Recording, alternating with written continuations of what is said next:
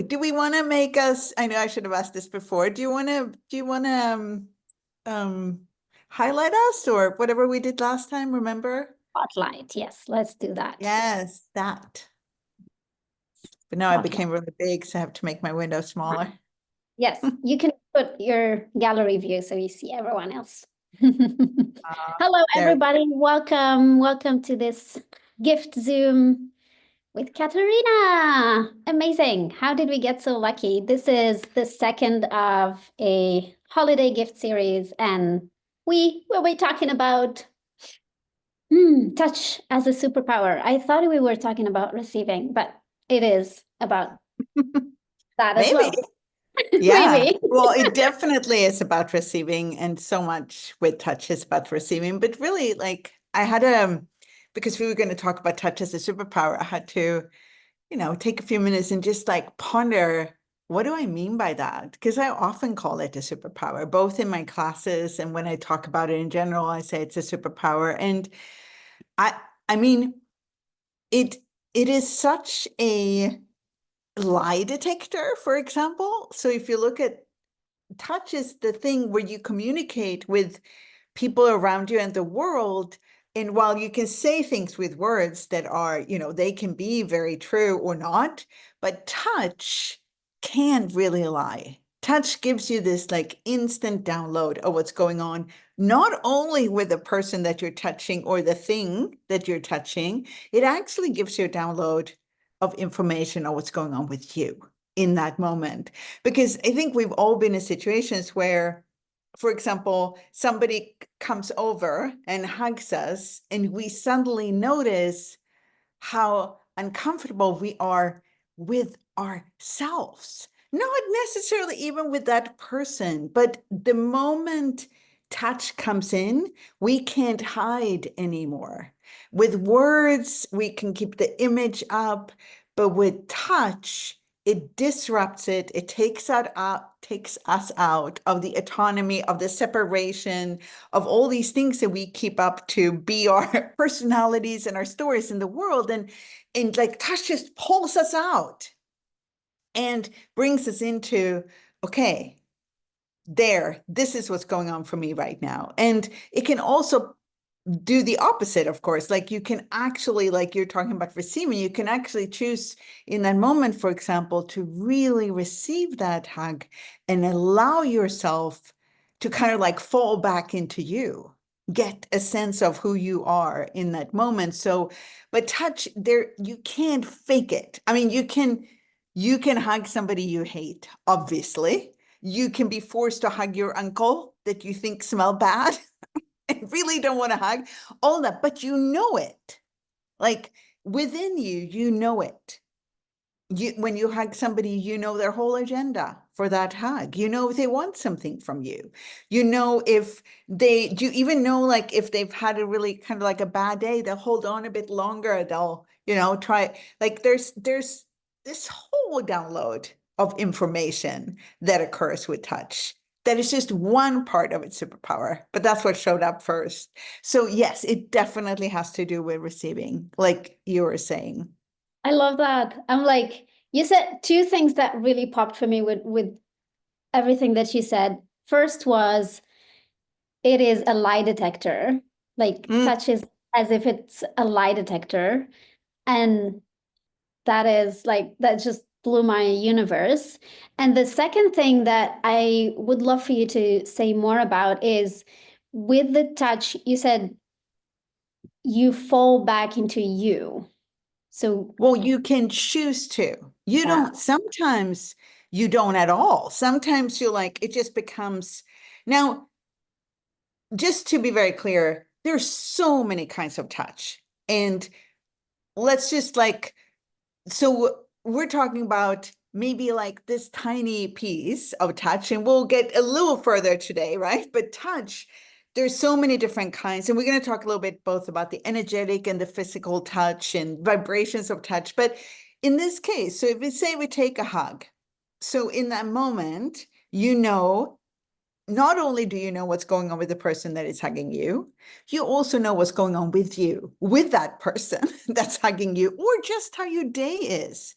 And it can show up in so many different ways, right? Because you could start crying sometimes when somebody really kind hugs you and you've been like out of sort the whole day, and somebody suddenly is there. They hug you for over 20 seconds, which is when the oxytocin, I think that's what it's called, the hormone. Yeah, I would call it, I would pronounce it oxytocin, but Oxytocin. Thank you. I That's don't how know I if you pronounce it. pronounce, I don't No, know. we'll go with yours. Oxytocin. So then when that gets released, like not you, your body actually, and then the tears actually also releases all kinds of hormones but so you have that, like that can come. But if you choose to, in the moment you're being hugged by somebody, whether it's your uncle who you don't want to hug or somebody you really want to hug, you get this awareness of where you're functioning in that moment. You're receiving that awareness, you're getting that awareness, and you have a choice what you want to do with it. And awareness literally gives you that split second of choosing something different, of having, like moving in a different direction. And I think touch is one of the things for me that shows me a lot of what's light for me and what's heavy. So it gives me, because sometimes I get so caught up in this part of me, my mind, like my thoughts still like, so that if I don't include touch in my day, I sometimes live on a brain planet. So by including touch, I get a, like, hello, you're actually a being. You have a body, a sensory organism. You exist here on Earth and you're experiencing Earth right now. And I want to bring in here, because one of the things that is with touch, the way we receive touch and the way we experience touch, a lot of that is based on how much touch we've received in our lives, what kind of touch we received. Like, if you haven't received very much hugs or touch when you were a kid, you're not, it will still be, it will still have, like, it's still a really important part. I mean, people can actually, like, infants actually die if you're not touched. It's like a vital part of being in a body here on this planet. And your way of being with touch, this is a better way to put it. I'll restart. Our way of being with touch is formed by what we've experienced and brought us through, and what kind of strategies and stories and structures that we've kind of created around touch.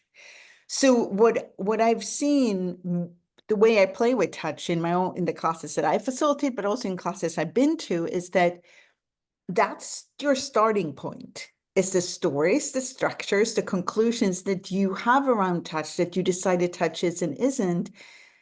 And you can change those with with playing with it, with using the tools of access consciousness, for example, which is what we do in these classes. You can actually shift and change. And the more you practice touch in different ways, the easier it is to receive it. Like, the easier it is to receive whatever, like even the kind of, like, where no, the easier it is to know, I don't want that. That's not the kind of touch I want, and I don't need to want that. Like, there's also a lot of times we're told that we have to love being hugged, right? That's part of, we should love it. But what if you don't? What if you, whoever's on this here, that really have a hard time with hugs, what if you just get so much information from hugs that for you, it would be better to just maybe say hi by just lightly holding somebody's hand? If you want the touch part of hi, or you can just wave to somebody. But the fact is, the the time when it's limiting is when we basically took all the things that we experienced in our lives, we bought them as conclusions, decisions, and then we created like a structure, kind of like a prison or a box around us. And then we stay in that box. We hold all those stories true. That's our basis. And we're not willing to go outside the box to explore what it really is for us. Because this is truly, it's a superpower. And I mean, even just what we talked about scientifically, it's a superpower. it does start that, say it again, the word that I can't say. It Oxytocin. stimulates, Yeah. yes. And then that stimulates the release of other like dopamine, serotonin. It lowers your cortisol. Like, just if you want to be very scientific about it, it really affects our bodies. Physical touch, and I would say energetic touch, same way. It really affects our bodies. It affects our beings. It changes, it opens up. So to keep ourselves in little boxes because we don't really know what to do with all kinds of touch that's out there, I think that's when you're trying to avoid your superpower. Yeah, and I just really realized, when you hear someone talking about a topic and then you notice what changed in your own world. So I'm Mm, noticing how much change I got since the last Art of Touch class that I attended with you. And one mm, of the things is that I started noticing and being so aware and having so much clarity when I interact with others, and I now know way more than I used to right. what they would like, even if they're not willing to express it. So I would directly notice someone who will not appreciate a hug, Mm, even if we are at an event where everyone is hugging. And I can see in their world how much gratitude they have for me not jumping into a hug and being aware of, like, hi, just, being there energetically. And that That's, is, yeah, no, go on. I was just so brilliant. I just want to say it was so brilliant the way you put that. Because if you I, look at it, what's happening is you are letting go of your structures of what you should or should not hug, or you should or should not touch. And as you let go of those, you're actually allowing your awareness to increase, and you're allowing yourself to receive all the little subtle signals that we are getting. That's why we feel like sometimes people are like elephants. How can they not see that I wanted to be alone right now? Like, what is that? But that's because if you're functioning from story and basis and structure, you're functioning like an automatic. So then you're not allowing yourself to be aware of the subtle little, subtle signals of touch. yeah, and you don't allow yourself to gift and receive Mm, from and with someone else. So what I realize with this is that I now have way more sense of touch with me, and I do not take anything that someone else is choosing as personal. So it is about me, and then it can include what is the person choosing, and I can respect that, I can honor that, and I can contribute to that, and I can be yeah, an inspiration for people to actually receive them. Because when you are that unawareness, or like when you don't have that awareness of people, and I have had that so many times where I go and hug someone, and then whilst hugging them I realize that they yeah, did not want it, and that is one of the, I don't know, I would call it one of the worst feelings that you could have. Like, you can feel rejected, but if it's not about me and I am in yeah. question and I look at what is required, sorry, I need to mute to cough. So I can contribute and receive from them, Well, touch from and a it's so different. again, because if you look at this, where you're one of the reasons why we often are quite unwilling to explore touch is because we don't want to find ourselves in the middle of a hug, realizing that this person does not want to be hugged. And it could be any other kind of situation too, right? Like where you go other kinds of touch. So instead, we don't go there at all. Like we don't even enter into those situations, and that becomes our structure. Our structure becomes a barrier that where we play it safe, even though we long so much for touch, to touch and be received and be touched and give touch. But because we don't know if we know the signals. We're so unsure what what is. So we try to follow the structure.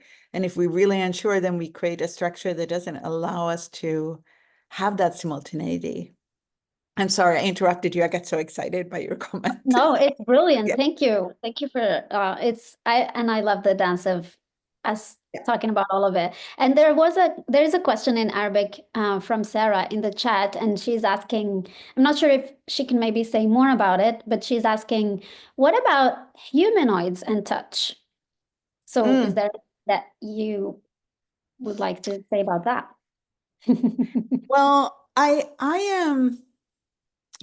I just I want to do a quick clearing before I'm going to go into your question in a moment, Sarah. But so everything, all of you have uh, concluded,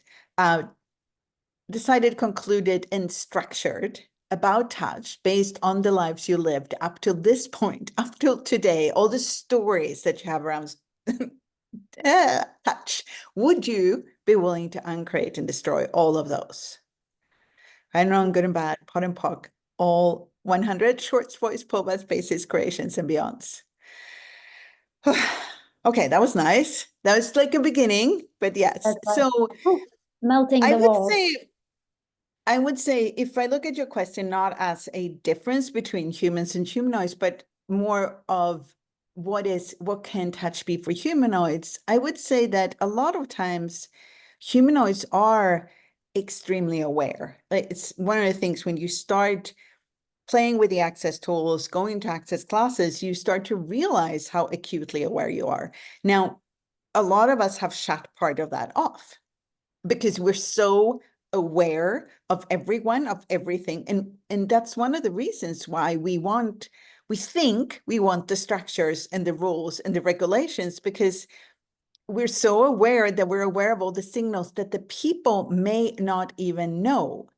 They don't even know this is what's going on for them, right? Because you're aware of all the things that people lie to themselves about. So touch is this enormous download of information. And a hug can be like, you literally, if you're willing to be that space of gifting and receiving, you get a whole universe in that hug. So sometimes for humanoids, and humanoids are so different too. It's not like this is how a humanoid is. So we're all very different. And one of the things to be aware of is that touch includes so much information. It includes so much also of instant communication, like kind of like telepathic communication. So, and just to mention, like, because since we are energetic beings, we're made out of energy. So not only we've been talking mainly about our physical bodies, like the kind of physical tactile touch, but you also have energetic bodies, and you have a lot of the touch that you are aware of is energetic. So for a humanoid, if we like look at that, you may actually have even stronger sense of being touched when somebody just stands beside you sometimes. This is why it feels like, sometimes it can feel like you're like vibrating. The air is vibrating, especially if that person also is energetically willing to, be aware of it. But you will know if somebody's in the room, even though you can't see them or hear them. You will be aware of a shift of energy in the room, and that shift of energy will touch you. Does that make sense? Like, when we say sometimes makes my hair on my skin rise, that's like how this reality talks about it, but you have that all the time.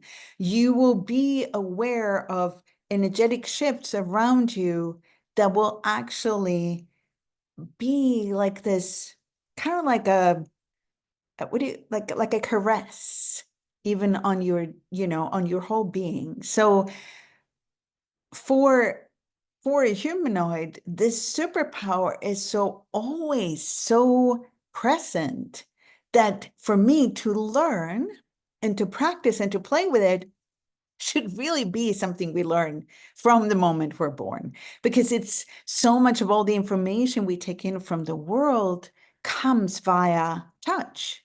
Even like if you look at the vibration of a voice.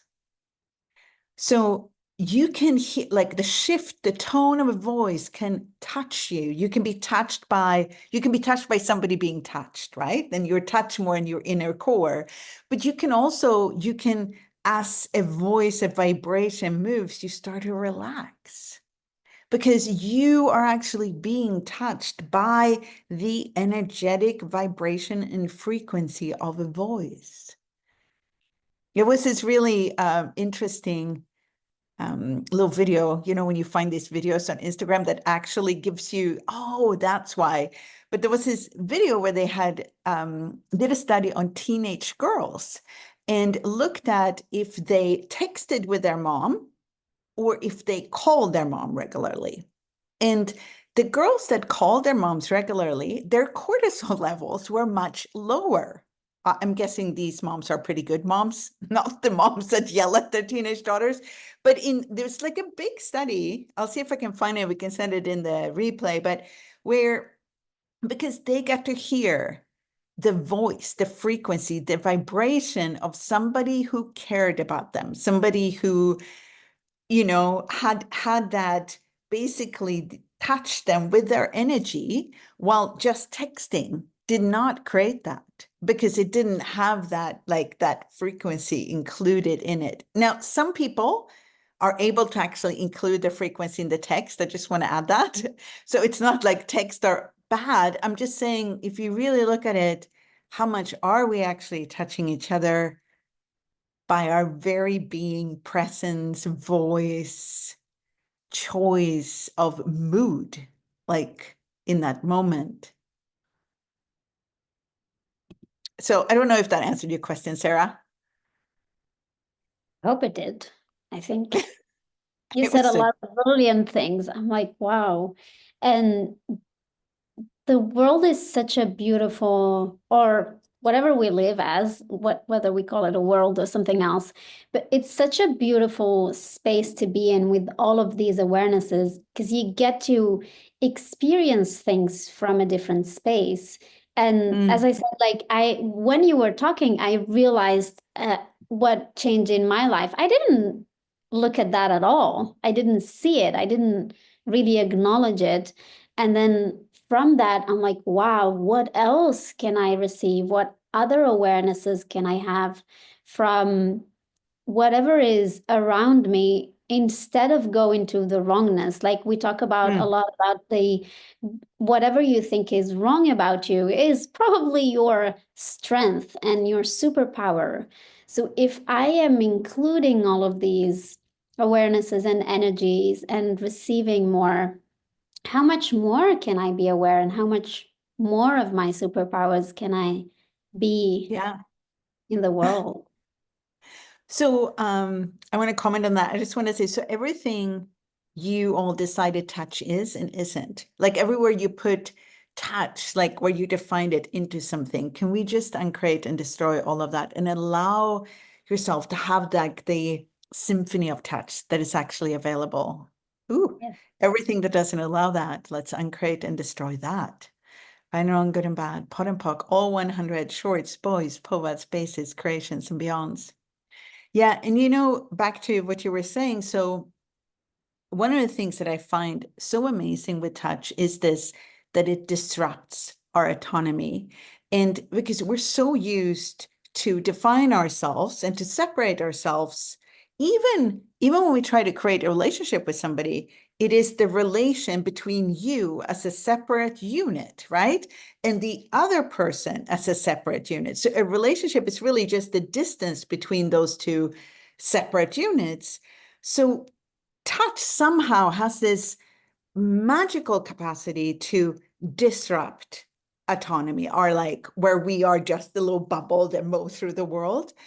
And that in itself gives us a sense of oneness, a sense of the universe. We start allowing ourselves to get this awareness that we're not just this body. We're not just the thoughts in our head.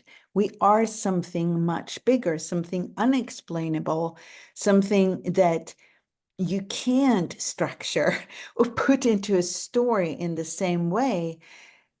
And I think that's what makes it, in a way, kind of, people think can be scary, but it's not. It's scary because they've never really accessed something beyond what they could structure and define. And the scary in that case is truly one of those examples of, where excitement and fear has the same reaction in the body. So both, if you get really excited about something, it's the physical reaction in your body is actually the same as if you get really scared by something. So everywhere any of you have decided that you are scared of touch, when you're actually really excited about what it could be for you. Can we uncreate and destroy all of that? Yes. Right, wrong, good and bad, hot and POC, all 100, shorts, boys, povas, spaces, creations, and beyonds.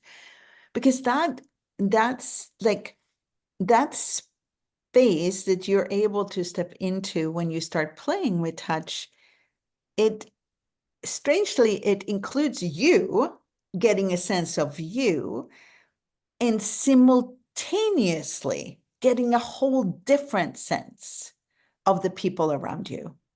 And not necessarily from, like what you were saying, not from a personal point of view. It's not so much about who they are. It doesn't really matter that much.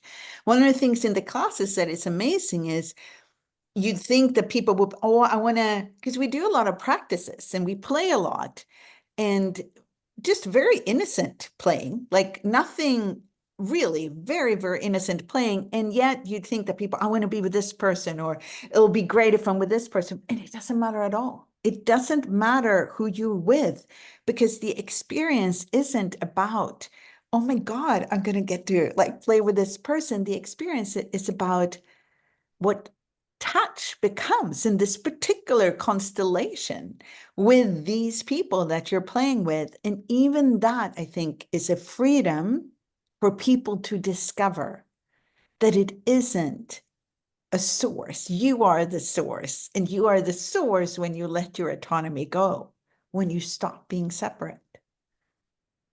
You are the source when you let your autonomy go and stop being separate. That's a total meme. I love it. Uh, and I love that you brought up the class, and I hope maybe soon you will start doing the 2-day classes as well as the 1-day classes. Because one of the things that I've experienced with the 1-day class, is that all the barriers just drop, and it is no longer so relevant to be whatever, and it's just everyone is just being there, and there is a vulnerability as well that shows up for people that you don't get to see often. And your space is so brilliant, like holding that as a facilitator. We don't get to experience that much, and I just want to acknowledge how much of a gift that is. Thank you. Thank you. And I've done a 2-day class in Poland once, and it is very different, because what happens is you open up. Otherwise, I usually just do 1-day classes. You just have to explain that. But I've done 2-day class that was absolutely amazing. So you're correct. I should be doing more of those, because what happens is you open all of that up during the first day, and then you go home and sleep. And sleep is amazing, right? Because sleep in itself integrates, it allows you to like do whatever you want with it. It even allows you to like go, oh my God, that's not for me. And then you come back the next day and something else happens sorry, I didn't click away, you guys. No, you're still here. Something else happens that uses the space that was created the day before to open it up even more. So there is I can't even describe the magic for a 2-day class of this. But I wanted to say also, I do mention the class, and one of the reasons for that is that it's actually trickier to talk about touch than it is to be in a room and use touch to get to all the things that we have up. Because even now, usually in a conversation like this, there would be a lot of energies coming up, But because you're not really playing with touch right now as you're sitting on the Zoom, I mean, we could have you all touch yourselves, and that could be interesting in one way.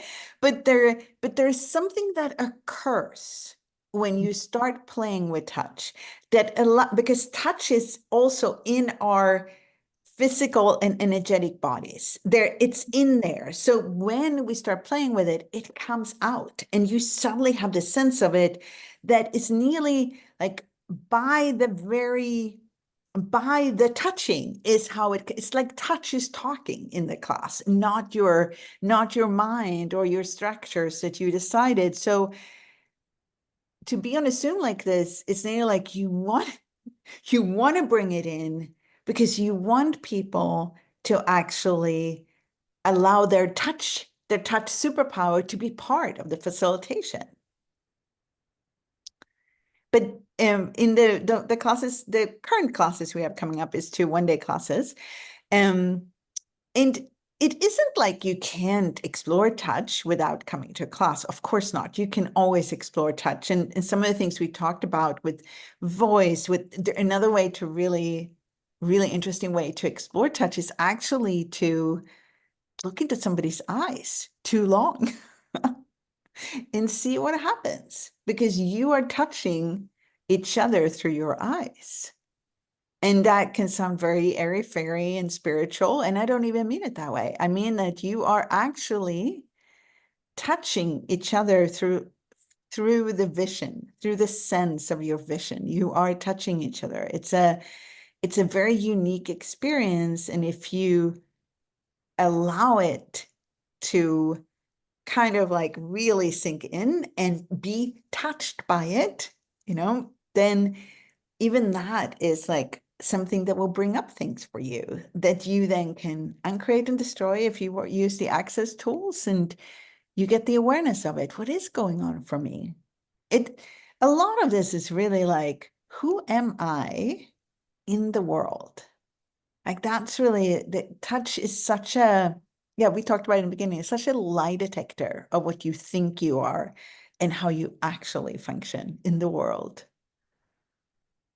Yeah, I love that. And I love what you said about how you look at somebody's eyes. And we seldomly allow ourselves to have that interaction because it's as if you were touching someone and you were not Yeah. allowed to. Like, let's not make a longer eye contact than it should be. But then when you start exploring that and looking at, and I love that you said you look at what is going on for you. Yeah. So yeah, yeah, you want to say something, please. Well, no, but it's so much, our point of view create our reality. And that also goes for touch.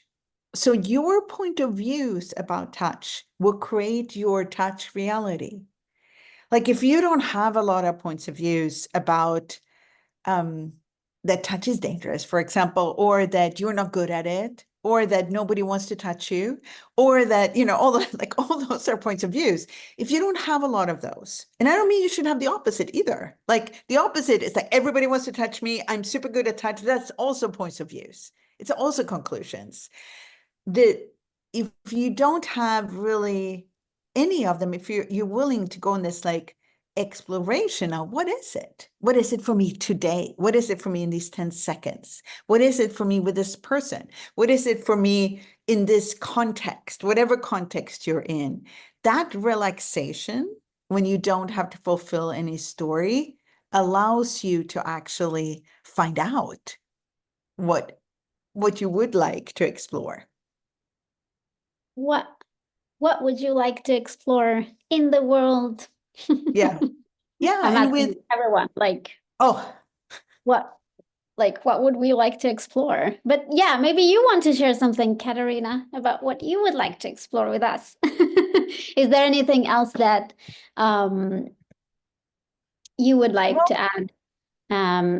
Because it's so many things, and I can perceive everyone's world is like, "Ah." we're I'm so grateful for this conversation. And I wonder, and as you said, it is easier to go and practice. Um, But what I wanted to ask you is, what is it, what is it like in your daily life? Like if somebody, like when we take these tools out to our daily lives, what can that add to people? Huh. Beyond, does that, I don't know if I'm making sense, but what I'm looking at is how much more can I expand the tools that I have with touch to like interacting with, with at a shop or in the street Mm. or Well, I think that, I mean, you always have to ask questions. I mean, is this like an appropriate place to play with touch, yeah, always. exactly. I would say there are two things that come up. I'm not sure if they exactly address the shop or, but one is the relaxation that comes with having less points of views with touch and having played with it a lot. Like really having played with it a lot with different people in different settings. That relaxation is helpful in all situations. It's so strange, but because that relaxation is there, less of the structure of how any kind of interaction will unfold, it opens up also for all kinds of interaction because that relaxation with the touch is such a core part of us. It's how we touch the world like all the time with our hands, but also with our beings, with our words, with like how we check out things that we hold on to. So the relaxation and the trust that comes from having explored this a lot, keeping explore it, really looking at what's true for me and what's not true for me and it wasn't like that in the beginning. I had a lot of points of views around touch, a lot. So, and I still do of course, but it's the relaxation that I have now. I find that helps me in really any situation because I have less of these need for the structure and the guards and the pre-story. Like I don't have to figure out the storyline before I begin an interaction with anyone, store, man, woman, all of that. And the other part I think that really struck me from this conversation too, and a little bit from actually experience that I've had today is the potency of touch and my own potency, like with my willingness to give and to be that touch has an enormous impact on people. So my daughter is currently home she's studying in the Netherlands and she's currently home and staying here for about a month from I don't know, what do you call it? Study leave. She's on leave from her studies. And it's been kind of holiday-like. So I had a lot of time to, be very relaxed. But today I really wanted to work. I was like, I wanted to create, I wanted to write. And I kind of, when I do that, go, I would say it's more like I kind of like go into a cave of like I'm really there. I'm like writing. I don't hug her as much. I don't interact on that. Like we have a quite close interaction where we'll, give a hug to each other in passing, or she'll kiss me on my cheek. And it's like a lot of really sweet interaction with her. But today, that was not where I was. I was functioning from creation space, like this deep focus. Now, for her, this was like somebody had pulled something away from her, taken something away from her. And she was quite like, she really expressed it too after a while. Like, I miss this, like this space of love is how she put it. And I had not realized that giving that and then taking it away, what an impact that can have on somebody. What an effect it could have on somebody, even somebody who knows you love them. Like that's not what she's doubting. She's missing the energy of it. So we had a conversation and I explained, and, we found a different way of being with it. But I had to really acknowledge that there is a power if you are your gifting of touch, receiving of touch, interaction with touch is so powerful that when you pull it away, it is an act in itself. Like it's a, so this, like, again, does that make sense? Like Yeah. my awareness was that the pulling away of it, the not being of it, had as powerful of an effect as being it. So I had to also pock myself for, oh, I shouldn't have given, like this opposite way. I was like spoiling her with touch. So everything that is everywhere, any of us are like trying to keep things at a normal level so that we can always keep it to the same level instead of being willing to be everything we are, even if we get it wrong sometime. Can we uncreate and destroy all of that?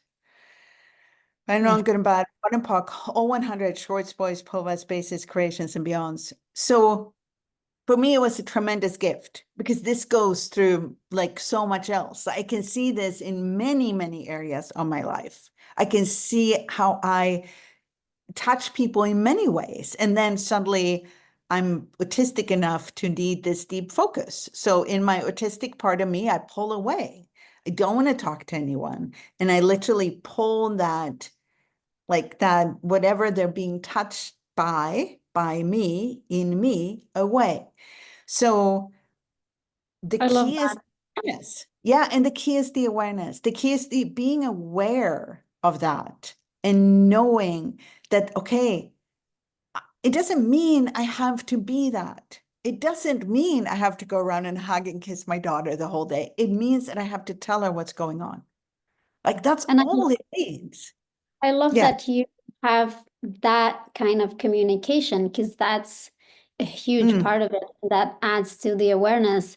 And with something you said earlier, and with this, with what you shared now, I can see how much all of us don't allow ourselves to be that much touchy because we know there will be a time where we will want to pull. So Yeah. we would rather be separate all the time than, of course, this can be a very unconscious or not very, we're not very aware of it or not a very cognitive choice of us. But a lot of us do that with certain relationships where I Yeah. would rather be separate all the time than have to pull out of somebody's world because I know I will, as autistic as I am.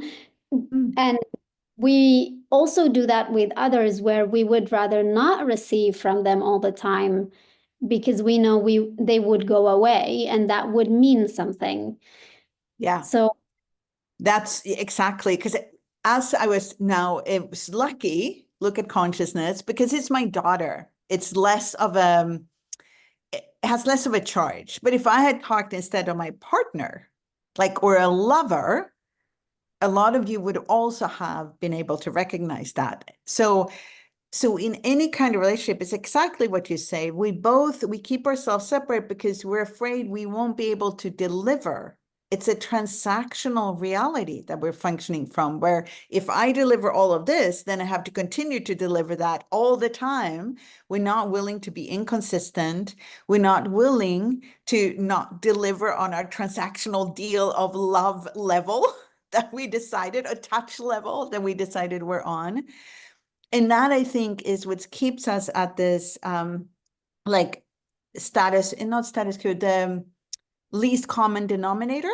We literally we keep here instead of allowing ourselves to actually go with the acoustic wave of living. We find like this little tone that goes like this so that we can always deliver it, not too much, not too little, just like a lukewarm little tone through life. So everything that is everywhere, all of you have been finding the smallest acoustic wave so you can keep it going and it's steady at the same pace the whole time to be able to fulfill your part in transactional reality of touch and love. Can we uncreate and destroy all of that? Yes. Right and wrong, good and bad, fun and fuck, all 100 shorts, boys, povas, spaces, creations, and beyonds. And Mona, I saw your, yes, it's what we in Sweden, we call it lagom. And it's like it's a very Swedish word, doesn't really exist in any other language.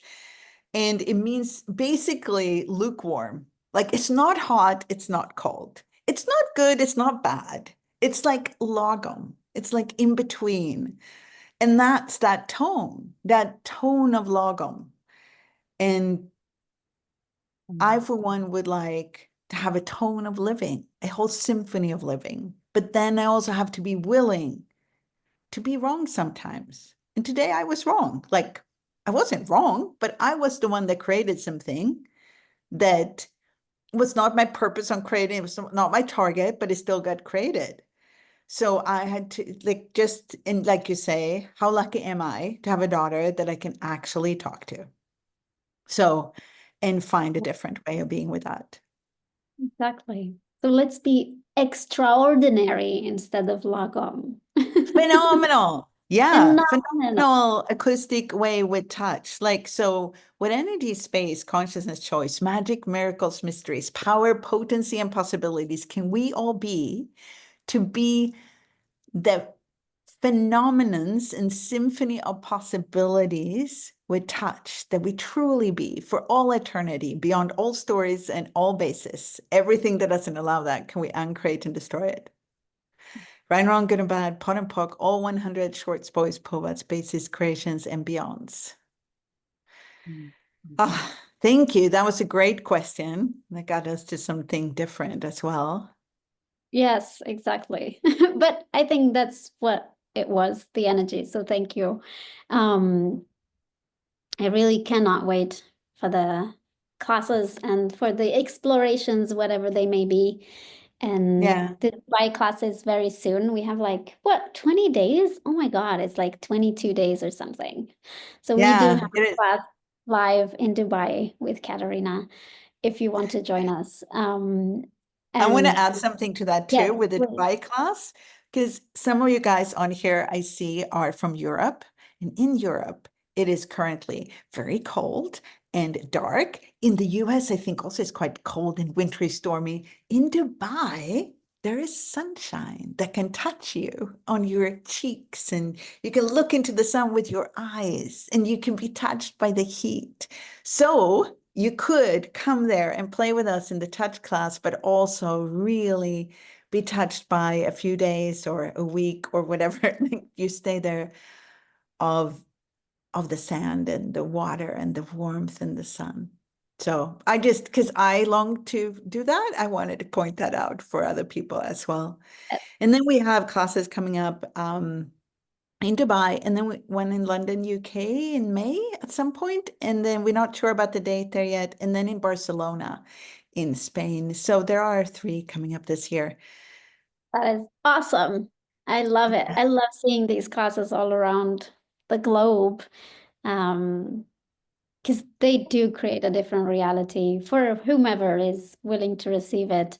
And boy, do we have a possibility to be Mm. phenomenal and to create phenomenons in the world. So I say, let's go. Yes, and welcome everyone to come and play whenever you come. And thank you so much for coming on these 2 Zooms, because it's been really amazing to explore this in the middle of the holidays as well. So grateful. And thank you, man. You are a wonderful co-creator of these. So Thank, grateful. thank you. I am so, so grateful to be on. And thank you for our amazing backend Yes. people that are so magical, and the translators. You guys are brilliant. Thank you. Thank you, Katarina. You, everyone. I can't wait to see you in Dubai. Maybe touch you. I don't know. Let's see. Let's see, exactly. Let's see Bye. in the moment. Bye. Teşekkürler Katarina. Thank you, everyone. Bye.